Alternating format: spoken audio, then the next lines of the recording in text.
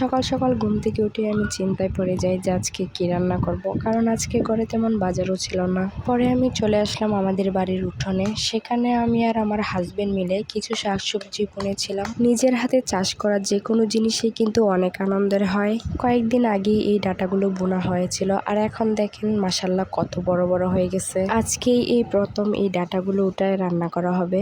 শহর থেকে গ্রামে আসার পর এই প্রথম আমরা কোনো শাকসবজি করেছি। আমার তো মনে মনে অনেক আনন্দ কাজ করতেছিল, কারণ নিজের হাতে চাষ করা জিনিস উঠিয়ে তারপর রান্না করে খাবো। শুধু যে ডাঁটা বোনা হয়েছে তা কিন্তু না, এখানে কিন্তু আরো অনেক গাছ লাগানো হয়েছে। এখানে পুঁইশাক লাগানো হয়েছে, শসা, তারপর জালি কুমড়া। বিস্তারিত আমি আপনাদেরকে অন্য আরেকটা ভিডিওতে খুব ভালো করে দেখাবো যে এখানে আরো কি কি গাছ লাগানো হয়েছে।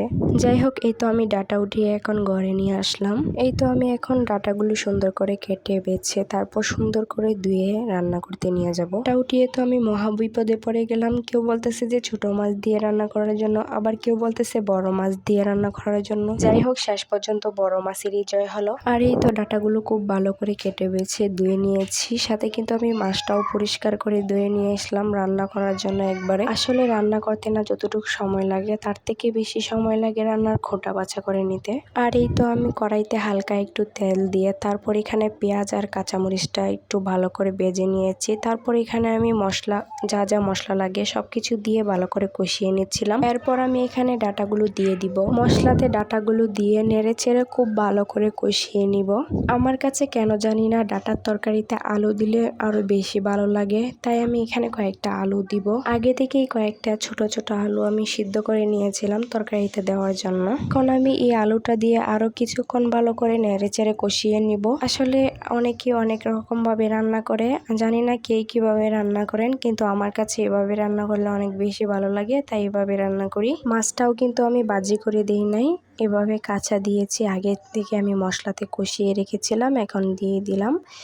আর এখন আমি হালকা নেড়ে চেড়ে তারপর জল দিয়ে দিব। এই ডাঁটার তরকারিতে কিন্তু আমি এখনো কোনো জল দেই নাই, তাও দেখেন মশলাতে হালকা একটু কষিয়ে নিয়েছি। মনে হচ্ছে যে ডাঁটাগুলো এখনই সিদ্ধ হয়ে গেছে, কোনো জল না দিলেও চলবে। এই ডাঁটাগুলোতে কিন্তু আমরা কোনো সার বীজ ব্যবহার করিনি, একদম আমাদের নিজেদের ফ্রেশ শাকসবজি। কিন্তু আমি লাউ শাকও রান্না করব, আর এই লাউ শাকও কিন্তু আমাদের নিজেদের লাগানো গাছের শাক। লাউ শাক ওঠানোর সময় আমি ভিডিওর ক্লিপ নিতে ভুলে গেছিলাম, তাই আর ভিডিও করা হয়নি। তো লাউ শাক ভালো করে সিদ্ধ করে তারপর আমি বাগার দিয়ে নিয়েছি। আর এই তো এদিকে আমি রান্না শেষ করে সোজা চলে আসলাম খাওয়ার জন্য।